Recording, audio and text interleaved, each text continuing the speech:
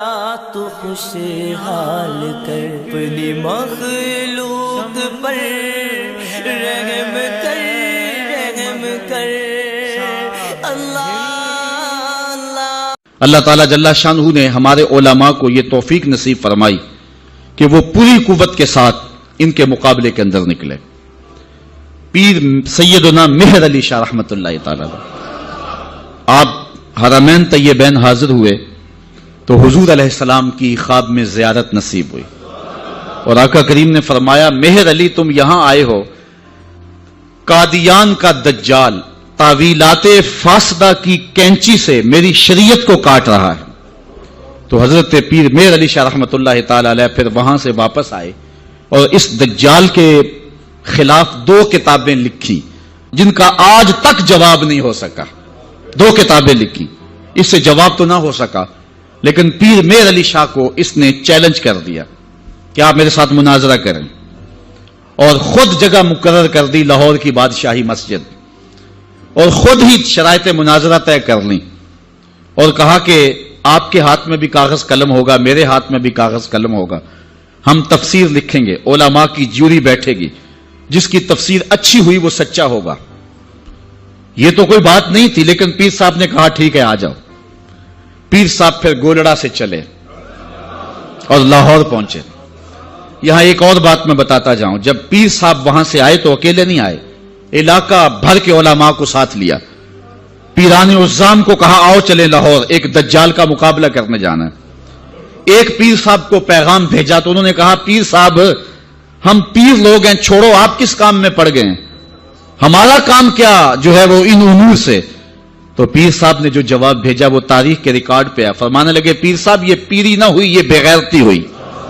ختم نبوت پہ ڈاکہ پڑ رہا ہو اور ہم پیری کی بکل مار کے بیٹھے رہیں. پیر صاحب وہاں سے چلے اور لاہور پہنچے.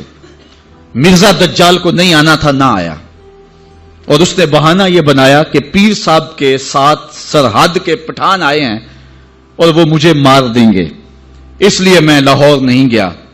پیر صاحب پھر گئے اور آپ جشن فتح کا منایا. شورش کاشمیری نے لکھا ہے کہ پیر صاحب کے چہرے پہ میں نے جلال دیکھا، اور پیر صاحب فرمانے لگے کہ وہ تو کہتا ہے کہ قلم اور کاغذ لیں گے اور جو ہے وہ لکھیں گے. کہا کہ اگر وہ آ جاتا تو میں کاغذ پہ قلم رکھ دیتا، قلم خود ہی لکھتا. اللہ اکبر یا رسول اللہ.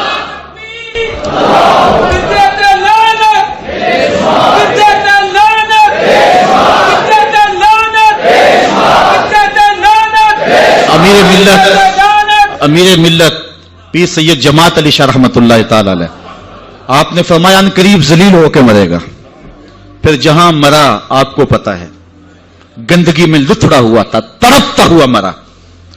اعلی حضرت شیر ربانی میاں شیر محمد شرک پوری فرماتے ہیں میں نے دیکھا ہے، چونکہ صاحب کش بزرگ تھے، کہ قبر میں بھی بھولے کتے کی طرح بھونک رہا ہے اور اس کے منہ سے جھاگ نکل رہی ہے.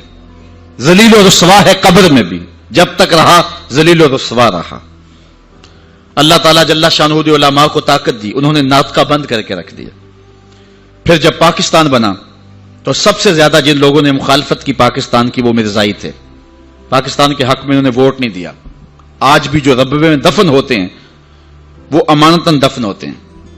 ان کا عقیدہ ہے کہ پاکستان ٹوٹ جائے گا اور ہمیں اٹھا کر کے جو ہے وہ قادیان میں دفن کیا جائے گا. یہ وصیت کر کے وہاں دفن ہوتے ہیں. پہلا وزیر خارجہ بدقسمتی سے مرزائی بن گیا. پھر اس نے ایک بیان دیا تو 53 کی تحریک چلی. لاہور کی سڑکوں پر 10,000 جان نثاروں نے اپنی جانیں قربان کی ختم نبوت کے لیے. وہ لمحے ہم نہیں بھول سکتے ہیں. تاریخ سے آج بھی حرارت نکل رہی ہے کہ ایک خاتون اپنے بیٹے کو بیانے کے لیے لے جا رہی تھی. ارمانوں سے اس بیوہ نے اپنا بیٹا پالا تھا. آج سیرے لگا کر کے اس کی بارات لے جا رہی تھی کہ جب مال روڈ پہ پہنچی تو تڑ تڑ گولیوں کی آواز آنے لگی. روک کے پوچھا کیا ماجرا ہے؟ کہا ختم نبوت پہ لوگ جانے وار رہے ہیں. اس نے بارات سے معذرت کی، بیٹے کے سر سے سیرا اتارا اور کہا بیٹے میں دودھ معاف نہیں کروں گی اگر حضور کے نام پہ جان نہیں وار دے. تجھے میں شہادت کا دولہا بنانا چاہتی ہوں. اچھا جب وہ زخموں سے چور ہو کے گرا، دور ماں کھڑی منظر دیکھ رہی تھی، اس نے ماں کو پکار کے کہا امی بھاگ کے آ، دیکھ کہ میری پشت پہ کوئی گولی تو نہیں لگی، تیرے پتر نے ساری گولیاں سینے پہ کھائی ہیں. اور وہ گھڑیاں بھی ہم نہیں بھول سکتے جب نواب آف کالا باغ اس تحریک کو دبانے کے لیے کوشش کر رہا تھا. وقت کا گورنر وزیر خان کی تاریخی مسجد میں علامہ نیازی للکار رہے تھے، او نواب آف کالا باغ، تیری لمبی لمبی مونچھوں سے بغاوت ہو سکتی ہے، محمد عربی کی کالی کالی زلفوں سے بغاوت نہیں ہو سکتی ہے. پھر ایک ڈی ایس پی کے قتل پر علامہ نیازی ماخوذ ہوئے، جیل میں چلے گئے، سزائے موت ہو گئی. پیرزادہ اقبال احمد فاروقی نے لکھا ہے کہ ہم نوعمر تھے، علامہ نیازی سے ملنے گئے تو جس شخص کو سزائے موت ہوئی ہے اور حضور کے نام پہ ہوئی ہے، جب اچانک اس کے چہرے کو دیکھا تو ہمارے اوپر ایک وحشت طاری ہوگی، دہشت طاری ہوگی، ہم رونے لگے. نیازی صاحب نے جو قمیض پہنی تھی وہ جیلیوں والا لباس، چونکہ قادآور تھے تو پیٹ ننگا ہو رہا تھا. تو نیازی صاحب ہمارے قریب آئے تو ہمارے سر پہ شفقت کا ہاتھ رکھا اور ہمیں تسلی دینے لگے. اللہ ہوتا یہ ہے کہ جب کوئی جیل میں پہنچ جائے اور اسے سزا موت ہو جائے تو اس کا خون گھٹ جاتا ہے، لیکن تاریخ کا ریکارڈ ہے کہ علامہ نیازی کا خون بڑھ گیا تھا. جس دھج سے کوئی مقتل میں گیا وہ شان سلامت رہتی ہے، اس جان کی کچھ پرواہ ہی نہیں، یہ جان تو آنی جانی ہے. تو جب کہتے ہیں ہم لرز گئے تو نیازی صاحب نے ہمارے سر پہ ہاتھ رکھ کے مسکرا کے کہا او بیٹو ان کا لباس مجھے پورا نہیں آتا، پھانسی کا پھندا کیسے پورا آئے گا. اور پھر زمانے نے دیکھا کہ باعزت اور باوقار علامہ نیازی جو ہیں وہ باہر تشریف لائے. سلسلہ چلتا رہا.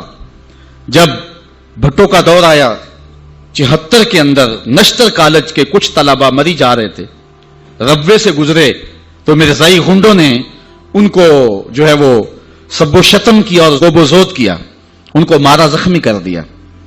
تو تحریک پھر دوسری بار جو ہے وہ مرزائیت کے خلاف اٹھ کھڑی ہوئی، جو کراچی سے خیبر تک پورے بانکپن کے ساتھ چلی. اللہ تعالی رحمت نازل کرے علامہ نورانی کی قبر پہ. انہوں نے علماء کے دستخط کے ساتھ جو ہے وہ اسمبلی کے اندر درخواست جمع کروائی مرزائیوں کو اقلیت قرار دینے کے لیے، قرارداد پیش کی. اور پھر کیا ہوا، 3 مہینے کی مسلسل محنت. علامہ سارا دن اسمبلی کی کارروائی میں رہتے اور راتوں کو دور دراز علاقوں کا سفر کرتے اور جلسے کرتے اور ختم نبوت پر جو ہے وہ لوگوں کو ابھارتے. اور پھر مرزائیوں کو بھی بلایا گیا، صفائی کا موقع دیا گیا. پھر ایک وقت آ گیا کہ حکومت مجبور ہو گئی. مسٹر بھٹو علامہ نورانی سے کہنے لگے نورانی صاحب یہ تو مدارس کے دارالافتاء کا مسئلہ ہے جو آپ اسمبلی میں لے آئے، یہ تو علماء کا کام ہے کہ کون کافر ہے اور کون مومن ہے، تو آپ اس کو اسمبلی کے فلور پہ لے آئے ہیں تو اس کو مدارس میں حل کرنا چاہیے تھا. تو حضرت علامہ نورانی نے جو جواب دیا وہ بڑا خوبصورت تھا. فرمانے لگے بھٹو صاحب مجھے ایک بات بتا دیں، آپ منتخب وزیر اعظم ہیں، اگر آپ کے مقابلے میں کوئی کرسی بچھا کے بیٹھ جائے تو آپ اس کے بارے میں کیا رائے رکھتے ہیں؟ تو بھٹو کہنے لگا یا وہ باغی ہے یا وہ پاگل ہے. تو کہا بھٹو صاحب وزارت کی کرسی چھوٹی ہے، ختم نبوت کی کرسی بڑی ہے. اب جو کہتا ہے میں نبی ہوں ماننا پڑے گا، یا پاگل ہے یا باغی ہے. پھر وہ وقت آیا، 7 ستمبر کی شام تھی کہ اسمبلی کے فلور پر جدھر دیکھتے تھے نعرہ رسالت اور نعرہ توحید اور ختم نبوت زندہ باد کے نعرے ہی گونج رہے تھے.